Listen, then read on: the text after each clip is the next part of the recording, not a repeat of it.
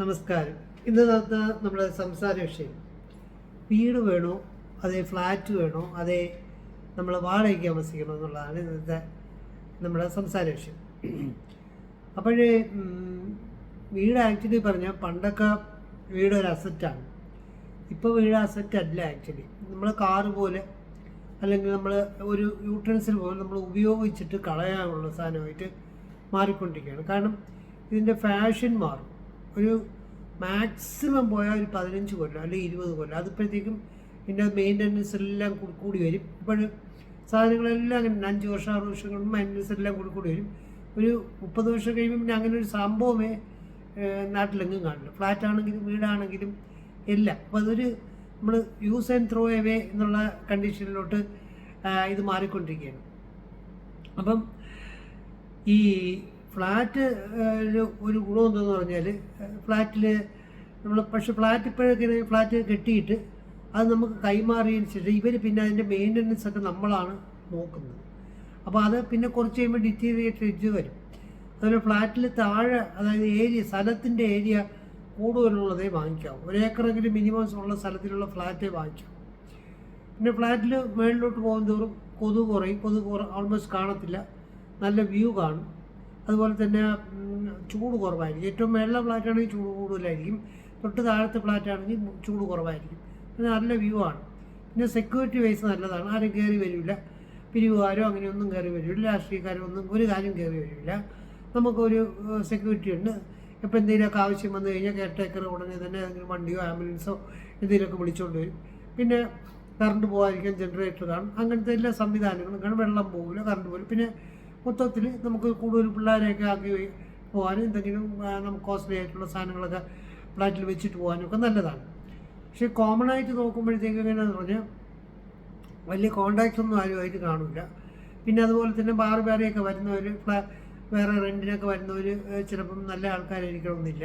അങ്ങനത്തെ പ്രോബ്ലംസ് ഒക്കെ അതിലുണ്ട്. പക്ഷേ നോർമലി ഫ്ലാറ്റിൻ്റെ ഗുണങ്ങൾ അതാണ്. പക്ഷേ ഇതുപോലെ ഡിറ്റീരിയേറ്റിംഗ് അസറ്റാണ്. പിന്നെ പൈസ കൂടുതലൊന്നും കിട്ടില്ല, കുറഞ്ഞേ വരുള്ളൂ. അങ്ങനെയാണ് അതിൻ്റെ പോകുന്നത്. കുറച്ചു കാലം മുമ്പൊക്കെ വാങ്ങിച്ചാണെങ്കിൽ അതുപോലെ ഇവർ നമുക്ക് ഓവർ പ്രൈസ്ഡ് ആയിട്ടാണ് തരുന്നത്. ഈ സ്ഥലത്തിൻ്റെ പൈസ ഇവർ ഭയങ്കരമായിട്ട് കൂട്ടി വെച്ചിട്ട് സ്ഥലത്തിൻ്റെ അളവും കുറവായിരിക്കും. 30 സെൻറ്റിലുള്ള ഫ്ലാറ്റും 1 ഏക്കറുള്ള ഫ്ലാറ്റും തമ്മിൽ ഒരുപാട് വ്യത്യാസമുണ്ട്. 30 സെൻറ്റിൽ 70 പേരാണെങ്കിൽ 1 ഏക്കറിൽ 70 പേരാണെങ്കിൽ നല്ല വ്യത്യാസമുണ്ട്. അടിയിൽ നമുക്ക് അതിൻ്റെ താഴെയൊക്കെ ഇറങ്ങി നമുക്ക് അതിനെ നല്ലതുപോലെ കറങ്ങി നടക്കുകയൊക്കെ ചെയ്യാൻ പറ്റും. അപ്പോൾ അത് കണ്ട് ഫ്ലാറ്റ് വാങ്ങിക്കാം. ഫ്ലാറ്റ് ഇതുപോലെ ഒരു ഡിപ്രീസിയേറ്റിംഗ് അസറ്റാണ്. നമ്മൾ വാടകയ്ക്ക് കൊടുത്താൽ പല ഫ്ലാറ്റുകൾ, അപ്പോൾ ഇപ്പോൾ തന്നെ ഫ്ലാറ്റിൻ്റെ എണ്ണം കൂടി ഇഷ്ടംപോലെ ഫ്ലാറ്റുകൾ ചുമ്മാ ഒഴിഞ്ഞ് കിടപ്പുണ്ട്. ആരും താമസിക്കുന്നുമില്ല, മെയിൻ്റനൻസ് ചെയ്യില്ല, ചുമ്മാ അങ്ങനെ ഇട്ടേക്കും.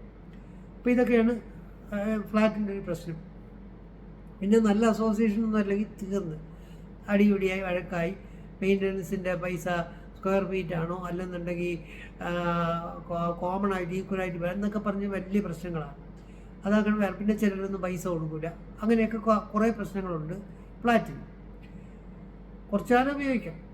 അതേസമയം വീടാണെങ്കിൽ ഇപ്പം നമ്മളൊരു വീട് വെച്ച് കഴിഞ്ഞാൽ ഇതുപോലെയാണ് പ്രശ്നം. കുറച്ച് ദിവസം കഴിയുമ്പോൾ ഇതിൻ്റെ ഫാഷൻ മാറും, നമ്മളത് ഔട്ടാവും, അത് പിന്നെ മാറ്റി ചെയ്യേണ്ടി വരും. അങ്ങനെയാണ്. മാക്സിമം 30 വർഷമേ അത് വീടും പോകുള്ളൂ മാക്സിമം. അത് കഴിയുമ്പോഴത്തേക്ക് അതിൻ്റെ പിന്നെ സ്ഥലത്തിൻ്റെ വാല്യൂ മാത്രമേ ഭയങ്കരമായിട്ട് ഇൻക്രീസ് ചെയ്യുള്ളൂ.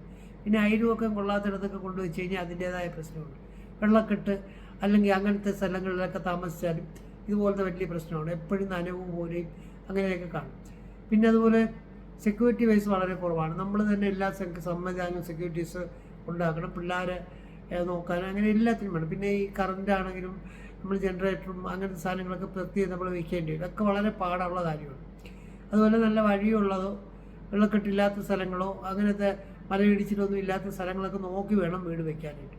അതുപോലെ വീട്ടിൽ ഭയങ്കരമായിട്ട് നമ്മുടെ ആവശ്യത്തിനനുസരിച്ച് ഇൻവെസ്റ്റ് ചെയ്യാം. നമുക്കൊരു 2 പേരാണ് താമസിക്കുന്ന ഒരു കുട്ടിയുള്ളെങ്കിൽ മാക്സിമം 1200 സ്ക്വയർ ഫീറ്റ് മതിയാവും മാക്സിമം. അത് കഴിഞ്ഞ് കുട്ടികളൊക്കെ കല്യാണം കഴിക്കുമ്പം അങ്ങോട്ടും ഇങ്ങോട്ടൊക്കെ പോകും. 2 ബെഡ്റൂമും ഒരു ഹാളും ഒരു കിച്ചണും ഒരു 2 ബാത്റൂമും മാത്രം മതിയാവും. ഇതിൻ്റെ ആവശ്യമുള്ളൂ.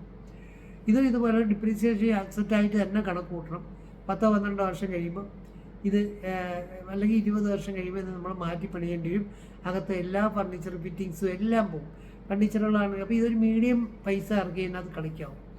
അപ്പോൾ ഇതെല്ലാം തന്നെ ഫ്ലാറ്റ് ആണെങ്കിലും വീടാണെങ്കിലും ലോൺ എടുത്ത് വാങ്ങിച്ച് ചെയ്യാതിരിക്കുന്നതാണ് ഏറ്റവും നല്ലത്. ലോൺ എടുത്ത് വയ്ക്കുമ്പോൾ ഭയങ്കര നഷ്ടമാണ്. നമ്മൾ അവസാനം ഇൻട്രസ്റ്റ് എല്ലാം കൊടുത്ത് വരുമ്പോഴത്തേക്കും നമുക്ക് ഒരു മനസ്സമാധാനമില്ല. വർഷങ്ങൾ ഇതിനകത്ത് താമസിക്കാൻ വേണം. ഏതെങ്കിലും ഒരു ഇൻസ്റ്റാൾമെൻറ്റ് മുടങ്ങുന്നതോടുകൂടി അവരുടെ കയ്യിൽ വീട് സ്ഥലവും. അപ്പോൾ ഇതുകൊണ്ട് ഞാൻ ഒരു കാര്യത്തിൽ ഈ ലോൺ എടുത്ത് വാങ്ങിക്കാൻ വേണ്ടി പറയില്ല. അപ്പോൾ നിങ്ങളുടെ പൈസ ഇല്ലെങ്കിൽ ഏറ്റവും നല്ല മെത്തേഡ് വാടക വീടാണ്. വാടക വീടിന് എന്ത് കുഴപ്പം? ഒരു കുഴപ്പമില്ല. ഇപ്പം നിങ്ങളിപ്പോൾ 12 ലക്ഷം രൂപ അല്ലെ 20 ലക്ഷം രൂപ കൊടുത്ത് വെക്കുന്നൊരു വീട് അതേ ഏരിയയിൽ, ഇപ്പോൾ റൂറൽ ഏരിയയിലാണെങ്കിൽ ആ 6000 രൂപയ്ക്ക് നല്ല വാടക വീട് കിട്ടും.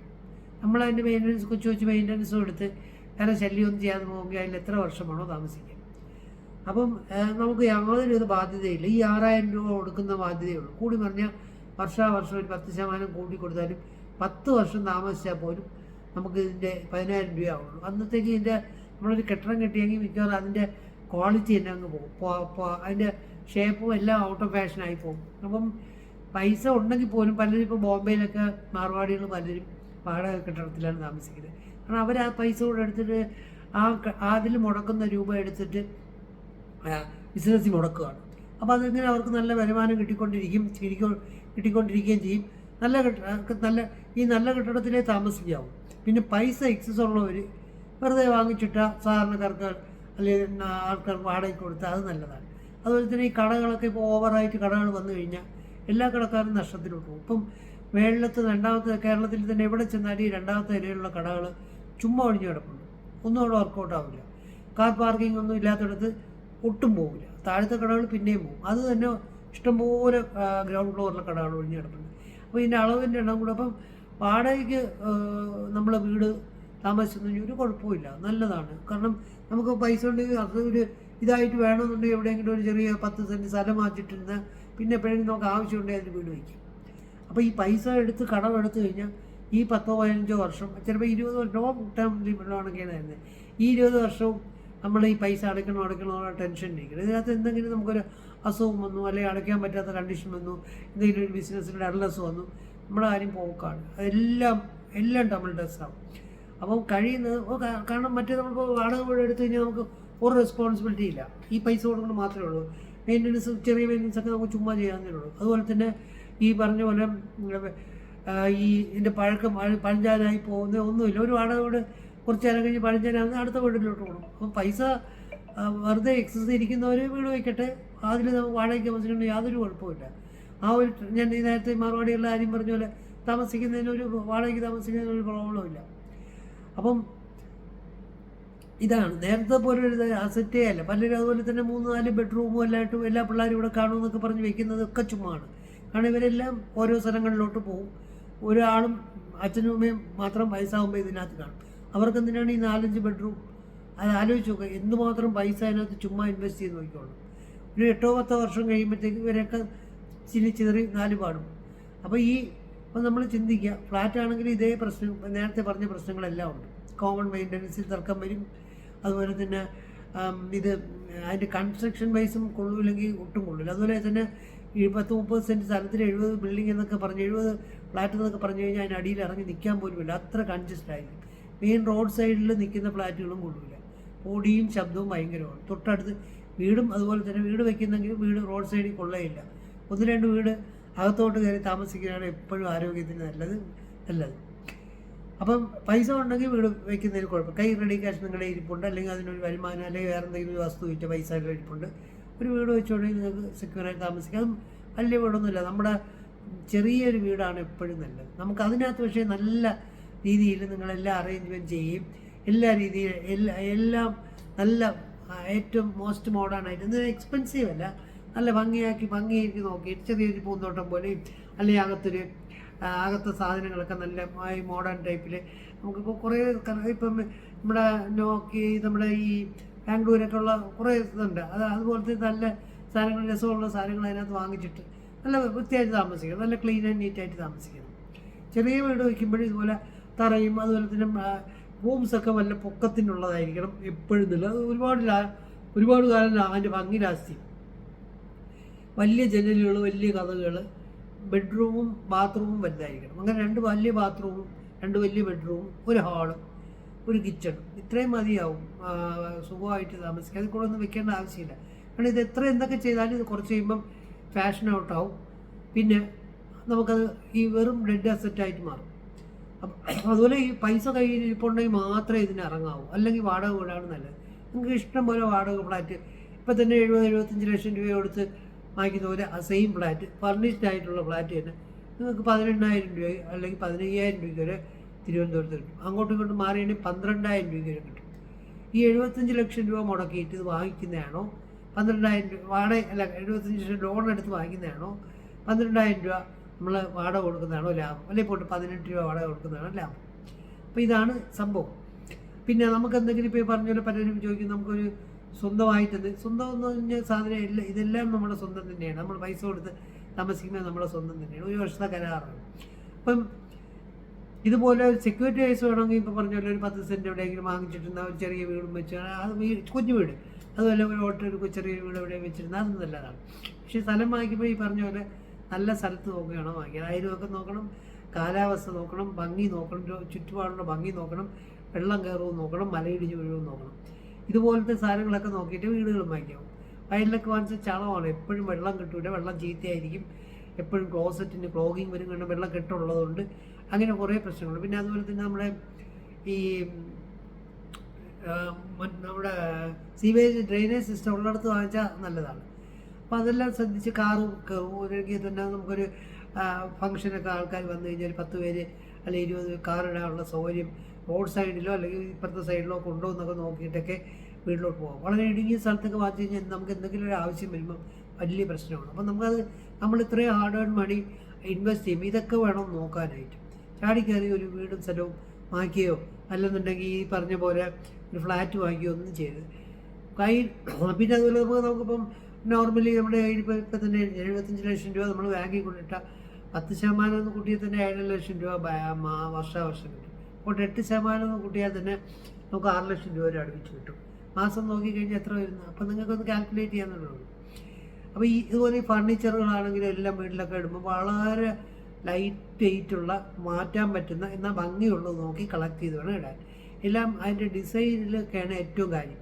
എപ്പോഴും നമ്മളിത് ചെയ്യുമ്പോൾ അങ്ങനെ നോക്കി വേണം ചെയ്യാൻ, എന്നാലേ നമുക്കത് കൊള്ളാവും, രസമുള്ളൂ, പൈസയും പോകില്ല, നമുക്കത് നിൽക്കുകയും ചെയ്യും. അപ്പം എപ്പോഴും ഈ ലോൺ പോലത്തെ പരിപാടിക്കൊന്നും പോകാതെ സേഫായിട്ടുള്ള പരിപാടി, പലരും ഇതുപോലെ ഒരു നേരം പാവപ്പെട്ട ആൾക്കാരാണ്, രണ്ടാമത്തെ നിലയ്ക്കുള്ള കിട്ടും, 8 ലക്ഷം രൂപ കടമെടുക്കും, അവസാനം എല്ലാം കൂടെ പോകും. പിന്നെ ഇത് അടയ്ക്കാൻ പറ്റില്ല, ഇത് വല്ലവരുടെ കയ്യിലാവും, ജപ്തി തിരിച്ച് പോവുകയും ചെയ്യും. അപ്പോൾ ഇത് പിന്നെ എത്രയോ വർഷം നമ്മൾ ടെൻഷൻ അടിച്ച് പൈസ അടയ്ക്കണം എന്ന് പറഞ്ഞുകൊണ്ടിരിക്കുകയും ചെയ്യും. അപ്പം ഇതാണ് ഇതിൻ്റെ രസം. പൈസ ഇല്ലേ, റെഡി ക്യാഷ് കയ്യില്ലേ നിങ്ങൾ, അതുപോലെ തന്നെ നമ്മൾ ബിൽഡിംഗ് കെട്ടാൻ തുടങ്ങുമ്പം ഒരു 12 ലക്ഷം രൂപ ഇട്ടാൽ എന്തായാലും ഒരു 15 ലക്ഷത്തിന് തീരുവും. 20 ലക്ഷം രൂപ ഇട്ടാൽ അതൊരു 27-28 ലക്ഷം രൂപയ്ക്ക് തീരുവും.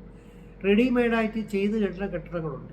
അത് ഈ പലരും വളരെ നാക്കിൽ ചുമ്മാ ചെയ്യുന്ന സാധനങ്ങളുണ്ട്. അത് നിങ്ങൾ പെണ്ണുങ്ങളെ പറ്റിക്കാൻ വേണ്ടി അടുക്കളയൊക്കെ ഒത്തിരി ഷോ കാണിച്ചൊക്കെ വെച്ചിട്ട് ബാക്കി എല്ലാം വേസ്റ്റ് സാധനങ്ങൾ ഇട്ടായിരിക്കും കെട്ടുന്നത്. അത് നിങ്ങൾ വളരെ കെയർഫുള്ളായിട്ട് നോക്കണം. അതുപോലെ തന്നെ ഇവർ തരുന്ന സ്ഥലങ്ങളും പ്രശ്നങ്ങളാണ്. എന്തെങ്കിലും കുഴപ്പമുള്ളതോ ഭയങ്കര ചൂടുള്ള സ്ഥലങ്ങൾ, അങ്ങനത്തെ എന്തെങ്കിലുമൊക്കെ തല്ലിപ്പൊളി സ്ഥലങ്ങൾക്ക് അവർക്ക് ഏറ്റവും ചീപ്പായിട്ട് വാങ്ങിക്കുന്ന സാധനം എടുത്തിട്ട് അതിനകത്ത് നമുക്ക് വീട് വെച്ച് മാക്സിമം ലാഭത്തിൽ തരണം. ഇപ്പം അതൊന്നും അങ്ങനെ ചിലവാകത്തുകൊണ്ട് എല്ലാം ഒരുപാടെണ്ണം അവിടെ കിടപ്പുണ്ട്. അപ്പം വെച്ച വീട് വാങ്ങിക്കുമ്പോൾ ഇതുപോലെ എല്ലാം നോക്കിക്കോളാം. നല്ല കൺസ്ട്രക്ഷനാണോ, എന്തുമാത്രം ഏത് ഏരിയ ആണ്, സ്ഥലം കൊള്ളാമോ എന്നൊക്കെ നോക്കിയിട്ട് എടുക്കാം. അതുപോലെ തന്നെ നമ്മൾ ഈ പറഞ്ഞ പോലെ അപ്പം ഏറ്റവും നല്ല മെത്തേഡ് നിങ്ങൾക്ക് വാടക വീടാണെങ്കിൽ നിങ്ങൾക്ക് ഇഷ്ടം പോലെ മാറി താമസിക്കാം, ഒരു കുഴപ്പമില്ല. നല്ല ടേംസിൽ കൂടെ സെയിം നിങ്ങൾക്ക് ഇഷ്ടപ്പെടുന്ന ആ സെയിം ബിൽഡിംഗ് തന്നെ 8-10 വർഷം താമസിക്കുക, ഒരു അതിൻ്റെ ഓണറും ഒന്നും പറയില്ല. അത് നമ്മളപ്പോൾ വർഷം വാടക കൊടുക്കും. ചെറിയ മെയിൻ്റനൻസുകളെല്ലാം നമ്മൾ ചെയ്ത് കഴിഞ്ഞാൽ യാതൊരു പ്രശ്നമില്ല. അപ്പോൾ ഇത് പറയാൻ കാരണം തന്നെ ഇപ്പോൾ ഒരു പാർട്ടിക്ക് സംസാരിച്ച് വീട് വെച്ച കാര്യങ്ങൾ, കടം കയറിയ കാര്യങ്ങളൊക്കെ എൻ്റെ അടുത്ത് സംസാരിച്ചപ്പോൾ ഞാനിത് പറയാൻ കാരണം നമ്മൾ ആർക്കോ വേണ്ടി ഓർഗാനിക്കും പോലെ പോകാതെ നമ്മുടേതായ ഒരു സ്റ്റൈലിൽ പോകാമെന്നുള്ളതാണ്. നിങ്ങൾക്ക് നിങ്ങളുടെ കയ്യിൽ ക്യാഷ് ഉണ്ടോ, നിങ്ങൾക്ക് ബെൻസ് കാറിലോ അല്ലെങ്കിൽ എന്തിനു വേണം നടക്കാം. പക്ഷേ അത് പറഞ്ഞുകൊണ്ട് നഷ്ടക്കച്ചവടമാണ്. ഇല്ലേ, നിങ്ങൾ കുറഞ്ഞു വരില്ല, അത് അല്ലെങ്കിൽ സൈക്കിളിൽ പോകും, ഒരു കുഴപ്പമില്ല, ആര് ചോദിക്കാൻ. അപ്പം അങ്ങനെ ഒരു ആറ്റിറ്റ്യൂഡാണ് ഏറ്റവും നല്ല ജീവിതം. ഒരുപാട് കാലം ഇങ്ങനെ നമ്മൾ പോകുമ്പോഴത്തേക്കും. അപ്പോൾ ഇത് യങ്സ്റ്റേഴ്സിനെല്ലാം ബാധകമാണ്, വയസ്സുള്ളവർക്കും ബാധകമാണ്. നമ്മുടെ ഒരു കൺസെപ്റ്റുകളൊക്കെ നമ്മൾ മാറ്റി ചിന്തിക്കേണ്ട കാലമായിരിക്കും മലയാളികൾ. അതാണ് സംസാരിച്ച്. ഈ വീഡിയോ ഇഷ്ടപ്പെട്ടെങ്കിൽ ഷെയർ ചെയ്യണം, ലൈക്ക് ചെയ്യണം, കമൻറ്റ് ചെയ്യണം.